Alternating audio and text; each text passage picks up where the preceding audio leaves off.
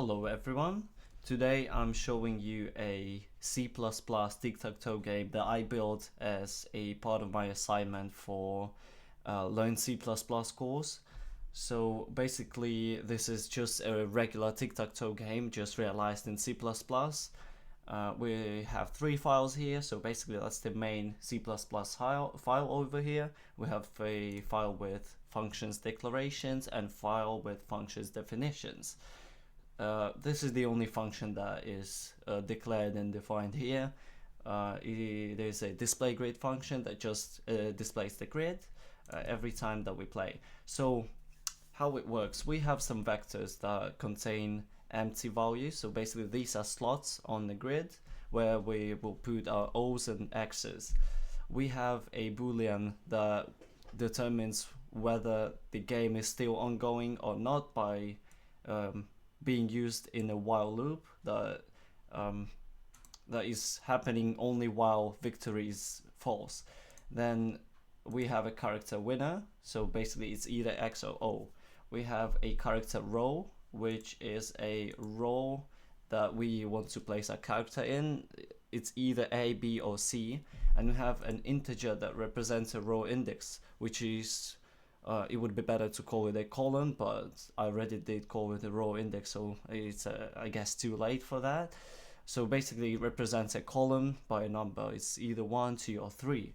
Then we have a turns counter. This variable exists to change turns by using this if statement that uses a modular operator to return a remainder of division. It's either 0 or 1, and it shows whether the number is even or odd, and basically changes turns based on that. So it's X when it's even and it's O when it's odd. Right, let's get into the main logic. So we have if statements here for filling the rows. As we can see, I've commented here which parts of the code fill of which row. So we have row A, row B, etc. How it works, so it compares whether row that we input, user input row, equals to, let's say, A in this case, and row index, which is a column, equals to 0. In that case, if that's true, we check another condition with an if statement inside, whether this particular slot is not occupied. So basically we check if this particular slot is still empty, as it is an initial value in this function. Oh, sorry. In these vectors declarations here. And if that's true, we replace this slot with turn, which is either X or 0, it depends whose turn it is, and increase turns counter by 1. And this is another if statement that checks whether any of the rows or columns is filled with one type of letter, so it's either X or O. And if it is true, we return a victory for a specific character, for a specific letter. And we have a draw case, which triggers only when each of the slots is occupied, but neither of the rows or columns are filled completely with only one type of character. So it is a draw. Let's test this out. I'll run the program here. Oh, I need to do it manually. So with G++, we put the main file and a functions file here. Functions cpp. Let's run this. Now we can launch our program. And here it is. Here's the grid.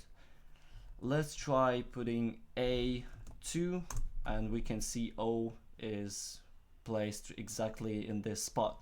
Now if we try placing X in the same exact spot, we'll see that this tile is occupied. Try again. It gives us another try without increasing the counter. So basically we still stay on X.